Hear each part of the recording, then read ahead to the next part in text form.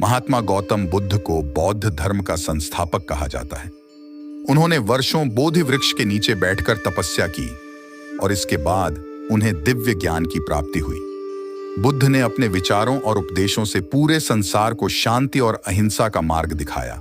इसलिए कहा जाता है कि बुद्ध के विचार आपका जीवन बदल सकते हैं। बुद्ध की आज की अमृतवाणी में आपको बताएंगे गौतम बुद्ध से जुड़ी एक ऐसी कहानी के बारे में जिससे आपके जीवन में खुशियां ही खुशियां रहेंगी, क्योंकि बुद्ध का मानना है कि यह कहानी पूरी तरह से आप पर ही निर्भर करती है कि आप खुशी या गम क्या लेना पसंद करते हैं। एक बार बुद्ध एक गांव से गुजर रहे थे, लेकिन उस गांव में लोगों के बीच गौतम बुद्ध को लेकर गलत धारणा थी, जिस कारण वो बुद्ध को अपना दुश्मन मानते थे। जब उस गांव में बुद्ध आए तो गांव वाले उन्हें बहुत भला बुरा कहने लगे और बदुआएं देने लगे, लेकिन इसके बावजूद भी बुद्ध गांव वालों की बात शांति से और मुस्कुराकर चुपचाप सुनते रहे थे। गांव वालों ने देखा कि उनकी बातों का बुद्ध पर कोई असर नहीं हो रहा है और वे विनम्रता से उनकी बातें सुन रहे हैं। गांव वाले जब बोलते बोलते थक गए तो आखिर में बुद्ध ने कहा कि यदि आप सभी की बातें समाप्त हो गई हो तो मैं अब प्रस्थान करूं।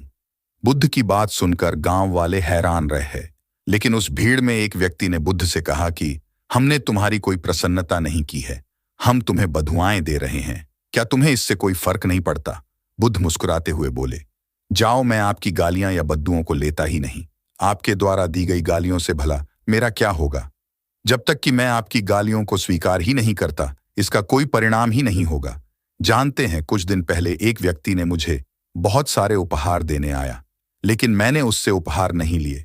जब मैं लूंगा ही नहीं तो कोई मुझे कैसे दे पाएगा? बुद्ध ने पूछा, बताइए, अगर मैंने उपहार नहीं लिया तो उपहार देने वाले व्यक्ति ने क्या किया होगा? भीड़ में से किसी ने कहा, व्यक्ति ने अपने उपहार को अपने पास रख लिया होगा। बुद्ध ने कहा, मुझे आप सब पर इसलिए दया आती है क्योंकि मैं आपकी इन गालियों को लेने में असमर्थ हूं और आपकी ये गालियां आपके पास ही रह जाएंगी। यह सब सुनकर गांव वाले गौतम बुद्ध से क्षमा मांगते हैं और उनका धन्यवाद करते हैं।